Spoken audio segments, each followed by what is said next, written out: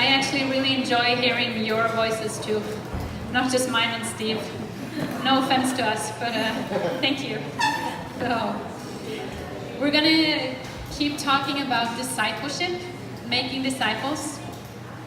And Steve said in the beginning of our gathering today that making disciples is to help someone follow Jesus. That can mean helping someone who don't believe in him yet to gain interest, to start a direction towards him. Or it can mean helping someone who's already accepted Christ to grow more and more as a disciple, to look more and more like Jesus, be more and more like Jesus. So it's about both. And what I want to talk about now in this session is how did Jesus make disciples? And what can we learn from him? And I think if we want to look at the way Jesus made disciples, we can talk about two key words, two key things that he did to make disciples, to help people follow him and be more and more like him. Because Jesus, he used a mix of supporting people and challenging people. Jesus would invite people into his life, right? You remember with his disciples, he asked them to come follow him, be with him, spend time with him, travel with him, just be together. So he invited them to be part of his team, to just spend time together. He invited them into his life. He built relationship with them and he encouraged them, gave them credit. Like when Peter confesses that you're the Messiah, the Son of the living God. Jesus says, yes. God actually revealed something to you. He's lifting him up. So Jesus was supporting people. And we need to do the same thing. We need to build relationship with people. We need to invite them into our lives. And we need to honor them. Something you guys are already really good at. Telling them the good words. Helping them see the good things that are already in them. We're supporting them, helping them, and we're sharing for them. When they're doing something, we will let them know that we believe in them. We will be there for them. We will help them, right? So that's support. Jesus supported. We need to support people we want to disciple. The second thing Jesus did was that he challenged his disciples. First and foremost, he lived as an example, right? I think if I was there when Jesus walked around this earth, I would probably be pretty challenged just by the way he was living his life, right? Just seeing the things he did and how he would be radically different in a situation than what people would expect. Because many times he answered or he did something that people didn't expect him to do. He was being different. And he was modeling something, and I think through his life, just by watching him, his disciples learned a lot, and they were challenged a lot just by watching Jesus. Another thing Jesus did a lot is that he asked questions. He asked like, okay, so who do you say that the Son of Man is? For example. And if you read through the Gospels, you'll find tons and tons of questions that Jesus is asking his disciples. He's challenging them to think for themselves, and he's asking questions that it's not just like, yeah, let's have a fun discussion, but it's questions that's kind of challenging his disciples to make a stand or to reflect upon something that will help them move and grow. So we can also ask questions to help people grow. Another thing Jesus did was that he brought them with him when he was ministering. And he let them be part of his ministry. Just think about, for example, when he was feeding the 5,000, right? Who was it that actually distributed the bread? The disciples. The disciples, right? And they were like, okay, how are we going to feed all these people? Well, Jesus actually tells them, you're going to feed them. So what do you have? That's pretty challenging. I don't know how would I react in that situation. But Jesus did that, and he didn't just fix everything and do everything himself. He included his disciples. So how can we include people in the things that we're doing? Let them be part of it. Let them be challenged. to do some of those things themselves. Jesus also sent his disciples out. We read about the 70 earlier today in Luke 10. That Jesus, he didn't even go with them. He just said, okay, so now I'm sending you to the places I will go later. Sent them 2 by 2 and actually told them to preach the gospel, heal the sick, right? So he challenged them by actually sending them, allowing them to go. And then he also, at many points, he actually corrected them if they were wrong. He would say, no, it's not like that, or challenge them to think differently about a situation. For example, when he says to Peter, when Peter corrects Jesus, and Jesus corrects him back. When Peter says, after Jesus has explained how he's going to suffer and die, and Peter says, no, this must not happen. Remember what Jesus answered? Get behind me, Satan. That's pretty rough correction. And I think we might want to be a bit careful with using exactly those words, I guess. But I think Jesus could do it, right? Because he had this really deep connection with Peter already. They had such a strong relationship. And I think that's a key word too that we learn from Jesus, that if we're going to really challenge someone hard, we need to first support them a lot. Doesn't mean that support always have to come first, but it has to be in relationship to each other. You can't really just challenge someone extremely much if you don't first have built that relationship, if there's not already this trust between us, that you know that I care. So, yeah. So we learn that from Jesus. And I think it's interesting. Jesus did it already from the first beginning when he called his disciples. Because he told his disciples when he met them, he said, follow me, right? That's what he said. And I think we think that, wow, that's just a real challenge. Follow me, I will make you fishers of men. Leave everything behind, come follow me. Pretty strong challenge. But at the same time, in the Jewish culture, that's also a way to support people. Because Jewish men, they grew up learning the Bible or the Old Testament, training to become, one day their end goal would be to be disciples of a rabbi. They were dreaming that one day a rabbi will come to me and say, follow me. Be my apprentice. Be trained by me. And if a rabbi comes to you and says, follow me, that means that I believe that you can be like me.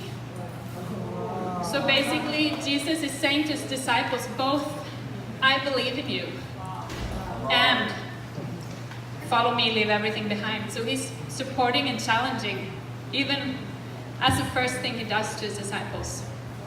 So how do we do the same thing? How do we use support and challenge as, it's almost as if you're riding a bike, you need to have 2 pedals if you're going to move ahead. Both support and challenge. And I want to talk a little bit about what happens to us as people, as disciples, and to our fellowship if we lack these things, if there are no support or no challenge or neither of those. How will our church look like? How will my personal disciple life be? And I think we can, just to model it or help us see it clearer, we can use this matrix here. Let's imagine we have 2 graphs in a way. Here is high on support, and here we're high on challenge. So what happens, for example, if we're low on both, or only high on support but low on challenge? If we're high on challenge but there's no support? And what happens if we have both? How will our disciples look like? How would our fellowship look like? And we can start here. First one, if we're low on support and we're low on challenge, people in our church would most likely be pretty bored. Not so much going on. Probably people would be coming most because it's tradition or their parents tell them to go, but they're not really experiencing much there. They're not having a good time there. No one's supporting them, and no one's really challenging them either. So they would be bored. And discipleship wouldn't be going on. They would basically probably just be sitting, looking forward till it's all over, right? So we'll be bored. If we're high on support but low on challenge, generally I think people would be quite happy in this church or in this fellowship. And maybe a little bit obese. Because they would just be fed all the time. They wouldn't have to do anything. They could just receive. They could just be entertained. We can say in this part here, people are being entertained, but they're not being discipled. In this here, people will be comfortable. They will be having a good time. It'll be, in Norway we would say, being so cozy. We're just having such a good time together. And people are being served, but basically they're being consumers. They're not disciples, they're consumers in this box. Okay, do we recognize this from some of our churches? Yes. And I mean, it's great to be good on support. So we're already halfway there, right? But there might be some things we're lacking, okay? And I can say, and I'll say more about this later, but I think generally, I think in Norway, our churches are usually here in the cozy or entertaining part, or maybe here in the bored ones. So that's Norway. I'm not sure how it is in the Philippines, but I'm looking forward to learn more from you on that. Okay, let's look at this third box. If you have high challenge but low support, what happens? I think people in this fellowship will feel quite, what do you think? Burnout, stressed, right? There'll be a lot of burdens, a lot of things they need to do, a lot of duty. What? Nervous? Like, new word, I have to learn that one at first. So people in this box will be really stressed. They will be in this church, there's not much energy and pleasure and joy, even though joy is supposed to be one of the fruits of the Holy Spirit.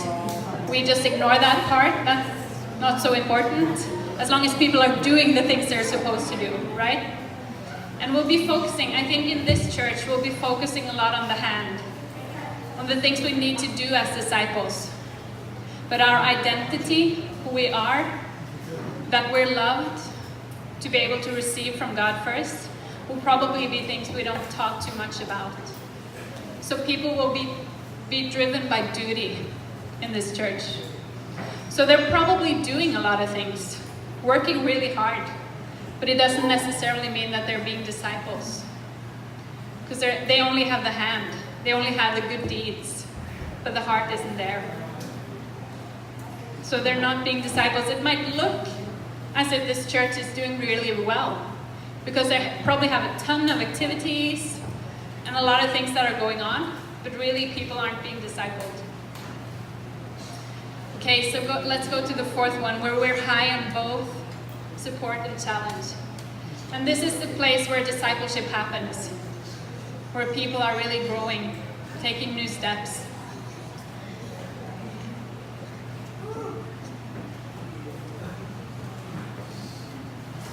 So in this church, people both get supported and they get challenged. Both are high. And we can see that as a church, we're growing, and we can see that each one of us are growing as disciples, taking new steps. Okay. Does this make sense? Yeah. And can you already start recognizing yourself as a church or fellowship? Is it easy to place yourself? You'll get some time to discuss in the groups afterwards. Okay, if we're going to use this. I think they want to start already.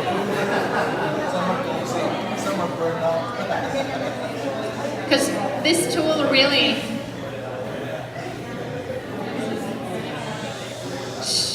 Okay. I'm glad you're being engaged and you're on to this. It's really good. Thank you. I just don't know how to make you quiet afterwards. That's my problem.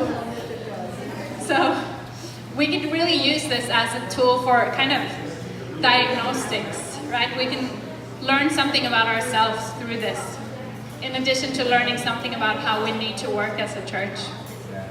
So we'll have some time to focus on that afterwards. And I want to spend extra time now just talking about this box here, where we're being entertained, where we're being consumers. And as I said, I think in Norway and in the West, often our churches and our people will be in this box. And I talked to some leaders yesterday about this, and they said that they think that also in the Philippines, a lot of people will be here. Super chubby. Yeah, well, at least in their spiritual, right? So, that's not yeah. Well, food's a good thing, but yeah. Trying to start again here.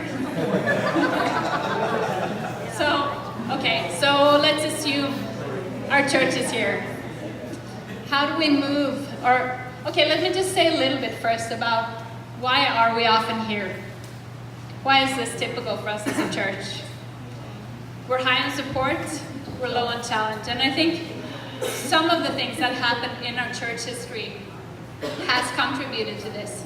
For example, the fact that many churches have professional clergy, right? We hire priests or pastors, and we expect them to do the job. I mean, we're paying them some money, so of course they should be doing it. I mean, I paid for this. It's like a service. I'm expecting you, as my pastor, to do this. So when we have professionals doing the church, it creates this mentality that I'm actually a consumer or a client, and I will be paying you, and you'll be giving me spiritual food, or if I need some counseling or whatever back. So it creates the feeling that we're actually a business, we're not a family. It creates a feeling that I'm not someone who's contributing, I'm just someone who's receiving, right? The other things we've been doing, I think, at least in the West, it's been a big thing with mega churches who do seeker-friendly services, where we think, let's give people the music they like, let's have relevant talks, let's make sure that it's like our sermon should be kind of like the TED Talks, should have 3 points, it should be interesting, we need the PowerPoint. Yeah, ripped jeans, cool pastor, every pastor has the same haircut, right? So at least in the West. So we're kind of creating this mentality that we're a show, because we want to attract people. We want to give them what they like so they keep coming back. And I think this has been done, it doesn't need to be wrong. And I think it's been done with real good intentions. But I think sometimes there's a flip side to that point. I mean, if you treat people like an audience, what happens? They act like an audience, right? So we're treating people like an audience. And audiences are here. They're entertained. They're having a good time. That's the whole point with being an audience, right? That's why we watch shows or go to concerts. We want to be entertained.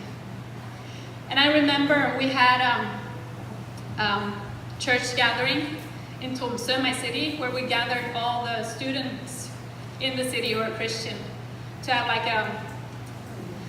like for many churches, we had a service together. And we had a lady talking who used to be a missionary in Azerbaijan. And she had this challenging way of talking where she told a Bible story, and then she told the people okay, now you go 2 and 2 and you retell this story to each other. And she would give them questions and they had to reflect. And then there's a guy in front of me and he's saying, oh, I'm at church, I'm not at school. Like, why are you giving me these tasks? I'm in the church. Am I not supposed to just sit here and listen? Shouldn't be challenged. I mean, this is church. So he was like super frustrated about this crazy lady giving him all these tasks. And I mean, we might laugh of it, but I think that's how many people act. They expect to be allowed to be audience when they're in church. Maybe because we have treated them sometimes like an audience. And then the last thing, I think one of the reasons why we see this is, in a way, we have gotten the idea in many churches that our main goal is to gather as many people as possible. So our goal is to get as many people into the church as possible. And the way to do that, of course, is to have good entertainment. So we make consumers. And we're forgetting that the goal is actually not how many people we gather, but it's how many do we disciple and how many are we sending. So I think there's been this shift in our head. We kind of forgot what is the goal and what is just a mean to get there. And we end up here. So okay, many of us are here. And I think we could like spend a lot of time talking about why, and we could cry and be sad and all that. Or we can talk about what can we do about it.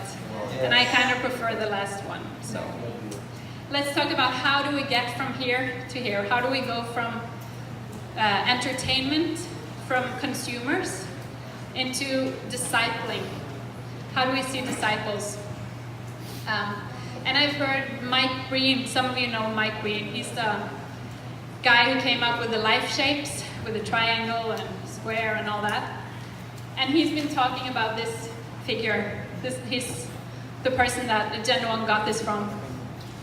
And when he talks about this, he's really dramatic, and he says, to go from here to there, we need to go through the valley of the shadow of death.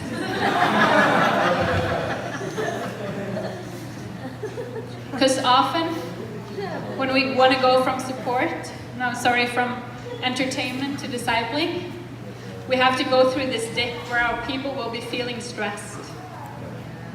Because they're not used to being challenged. So when we start challenging them, they will probably have all these stressful feelings.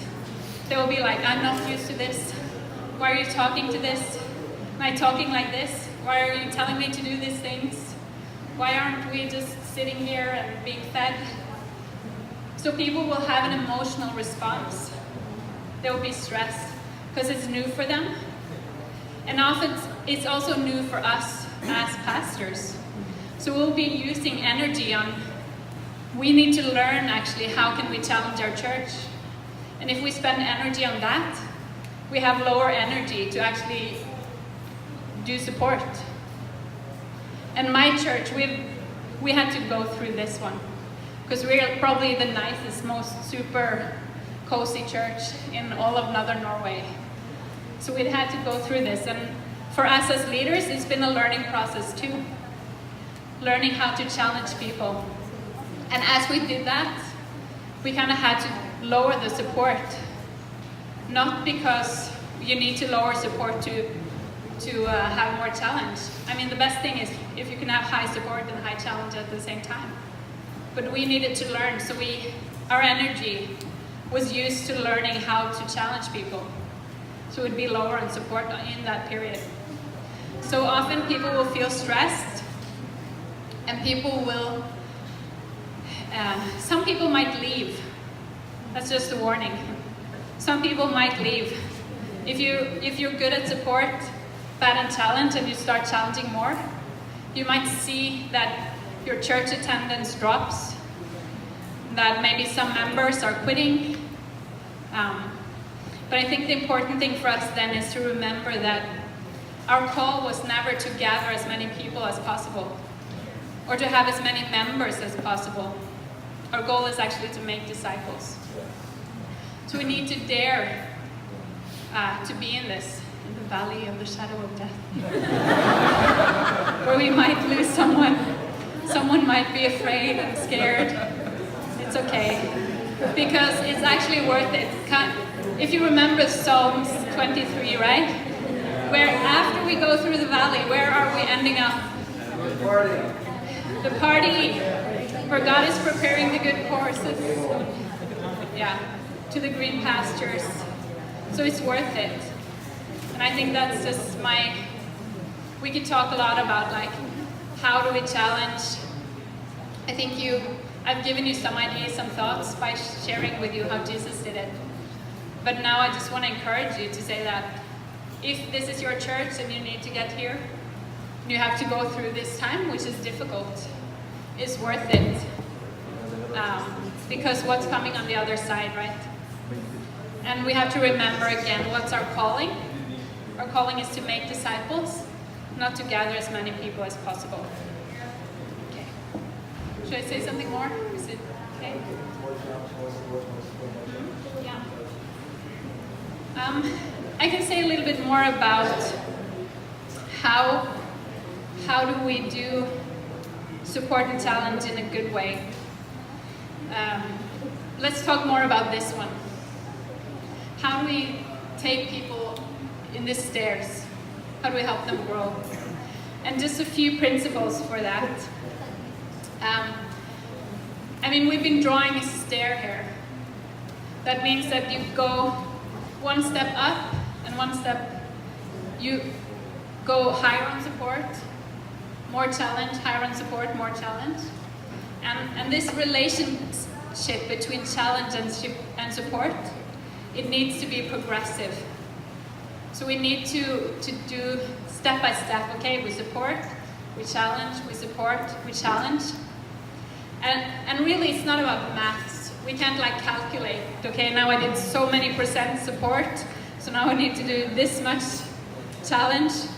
But it's like dancing.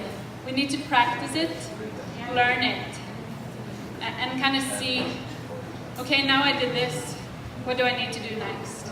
But the important thing is that we try to think, okay, how do we make this relationship between support and challenge it should be balanced, right? And we increase it gradually. So it should be a balance between the two. And we need to increase it progressively, step by step. And then the last thing in that is that, okay, just trying to decide what I should say and not. Kind of getting tired of my own voice, right? So, yeah. Equal amounts. It's not maths. It's progressive. And also really, I said something about that earlier, that support doesn't necessarily have to come before challenge. Sometimes it's possible to challenge people first, and then, because then they will see, someone challenged me, then you can come in and give them the support, right? And some of us are better at supporting, some of us are better at challenging. So that means we probably need to help each other. It's always a good thing, we're sent together, right? And we also have some of us need to, like me, I need to practice how to challenge more.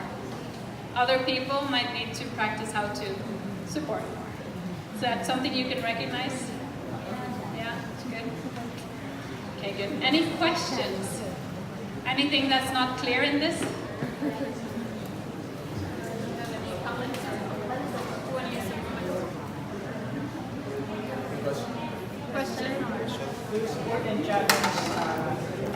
Do support and challenge necessarily come from the same person or? From the same person, or does support and challenge have to come from the same person? And I think that would, of course, the answer to that would also be dependent on, are we talking about one person that you are coaching or mentoring, or are we talking about the church?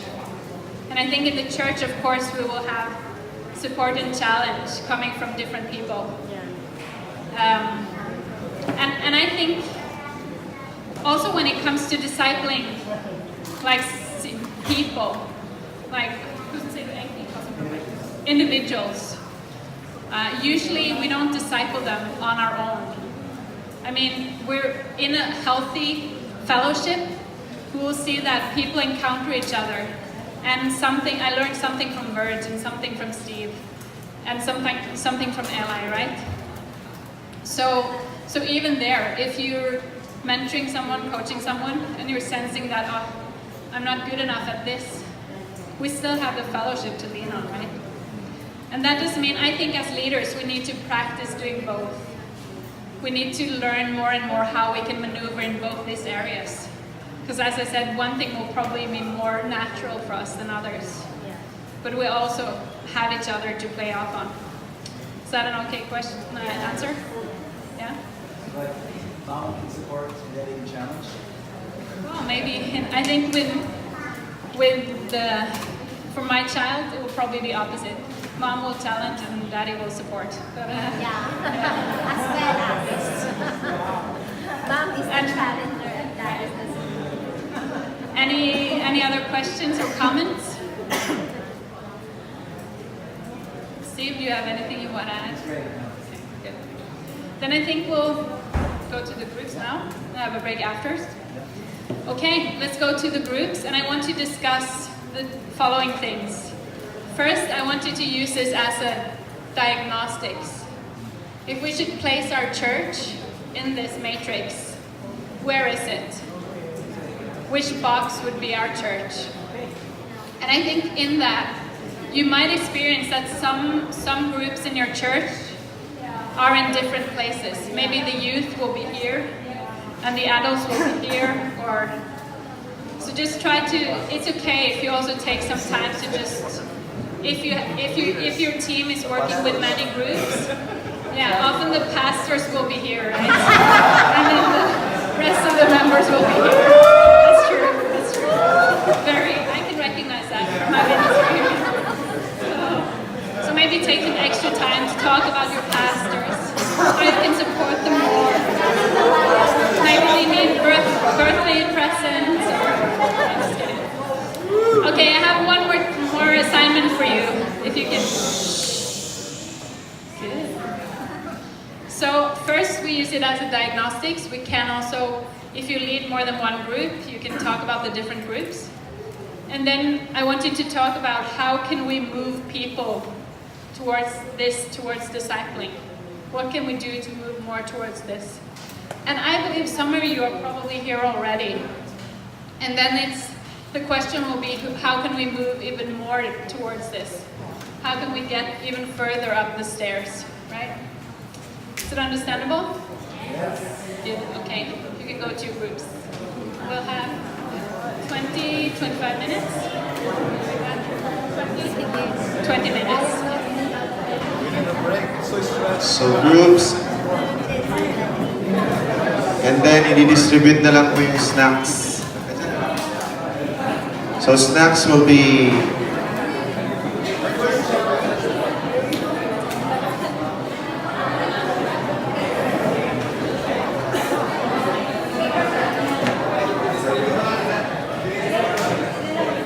okay.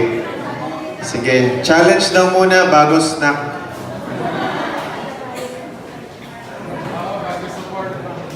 Bago support ng snack. So, pwede na, habang they can distribute.